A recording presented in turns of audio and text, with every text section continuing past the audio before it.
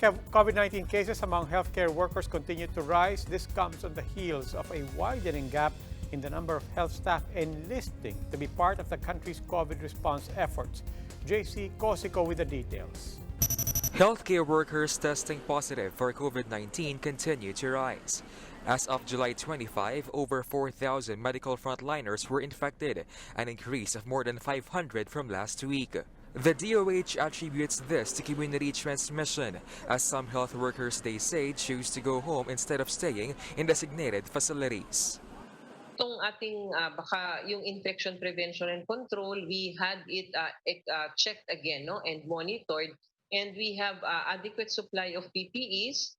Meron silang mga pamantayan for infection prevention, at ito ay sinusiguro naman ng ating mga hospital management. The DOH also admits that there's a decline in the number of individuals applying to the government's emergency hiring program to combat COVID-19. But plans are in place to augment the number of health workers. Walang takers. We are trying to partner now with the universities and institutions para mas mabilis at makakuha kami by batches, no, nitong mga estudyante o mga nag-graduate sa kanila. As of July 26, over 6,000 were hired in about 336 health facilities. According to the DOH, the virus' second wave has yet to hit the country. Health Undersecretary Maria Rosario Vergeri says the increase in cases is expected as a result of eased quarantine protocol since June 1. Expanded COVID-19 testing is also a factor. Medyo nagbukas na tayo ng iba't ibang sektor dito sa ating lipunan, kaya talagang medyo nagtataas ang mga kaso. Third would be mobility of the population. No? So alam naman natin, no, na nagtatrabaho ang mga tao, lumalabas, pupunta sa mga kamag-anak, uwi sa kanilang probinsya.